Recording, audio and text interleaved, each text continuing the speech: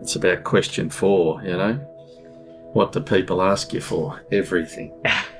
So my current role is asset manager for Western Port. Been in the role for 8 or 9 years now. Might even be 10.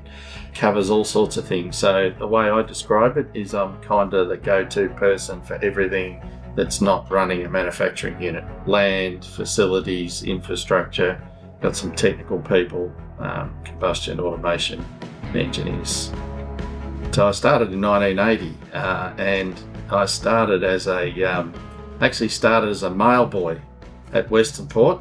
The days before computers and before emails and electronic transfer of information. So we had a large mail room in the admin building, and it employed 6 people, and our job was to convey all the information around the plant in a timely fashion, rain, hail or shine. Excel spreadsheets that you get today used to be A3 boxes of printouts out of this monstrous computer that used to ream out all the product information, and we'd have to ride from the admin building to the back of the hot strip mill with 2 A3 boxes on the front of a push bike, which was interesting, and that was it. So I sort of left school a bit early.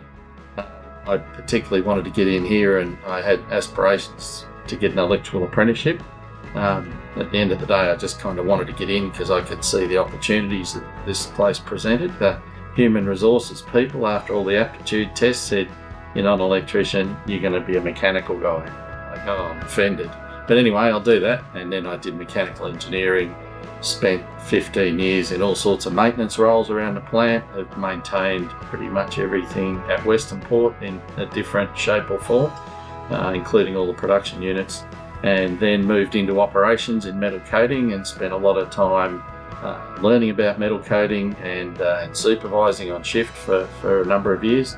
And then I progressively got promoted into operational management roles. Metal coating line 5 was the first one, metal coating manager. Then I was the coatings manager for Western Port, so I had all the metal coating lines and the paint lines at Western Port. Then after some restructures, they put me into the asset role and said, "We kind of need you over here." So that was that, and now I look after all this support stuff in the background, and I'm always happy to help out wherever I can.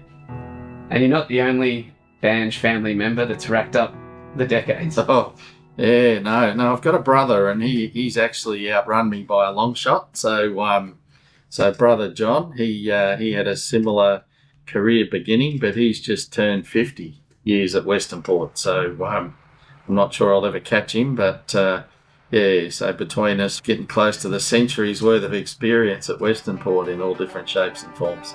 Yeah.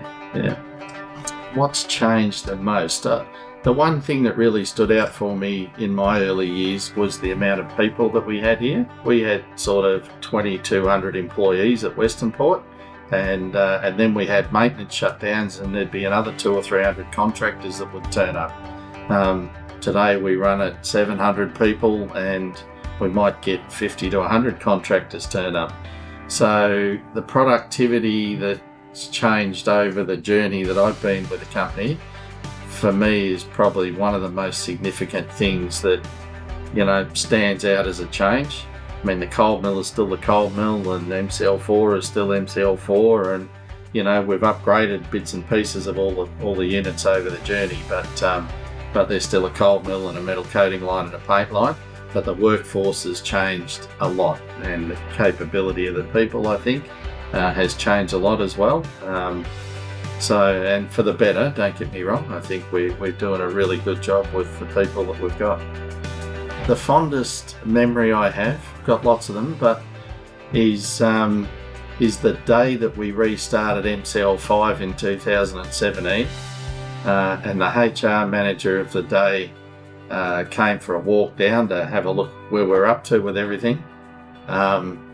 And we actually started the line and ran it just coincidentally at the time she turned up, and there were tears.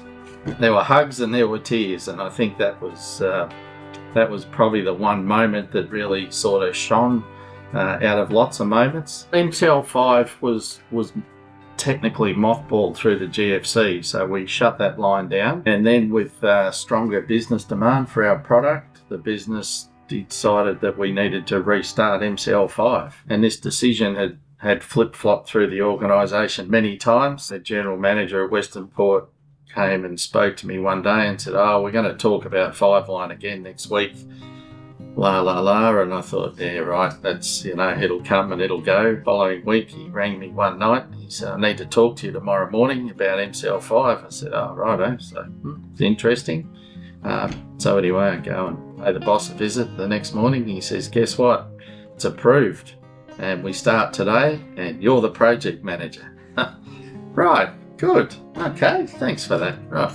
So we had 12 months to get it unpacked, resurrected, recommissioned. A lot of work, a huge amount of work was undertaken. The way I say it nicely to people is it was a year of my life that just got wiped off the calendar, because that was the commitment that we all had to make to get this project up and about. But to everyone's credit on the project, we had the most perfect vertical startup you could wish for. I've still got a first piece of the zinc aluminum in my office here that came off the line, roll formed, and within 5 tons of a year having been sort of forgotten about, we had prime product. So it's as good as its fully operational performance today. To someone starting at BlueScope today, do you think it's still a company that you can work 44 years for? So obviously, having been here that long, I think people's attitudes to work has changed a lot. I think people like to move a lot. A lot of people come and do a job for 3 or 4 years and move to another employer and do the same thing and the same thing. Where I sit with it all, I think it's a great company that's got opportunities for you to develop a career in any direction. Just give it a go. Chase your dreams. Don't be frightened of anything. And I found this is my personal thing. It took me 20 years to have confidence to make a decision. Once I realised that you can make a decision and it can work, well, that was it. That just, the penny dropped, and we're like, well, we're making decisions. So this is good. And don't ever be afraid to make a decision. And we play with big machines, and we play with big dollars, and all those things. But over the years, we've been recognised at Western Port for our willingness to do product development trials and all these sorts of things, and it takes a lot of work and a lot of energy and a lot of focus, but the people make that happen. If we say we're going to have a go, away we go and make it a success. So, for me, that's kind of a personal confidence leadership aspect to your career. If you're prepared to have a go, the world's your oyster. That's awesome advice, Ron. Thanks very much for speaking with me. Thanks, Dan. Cheers.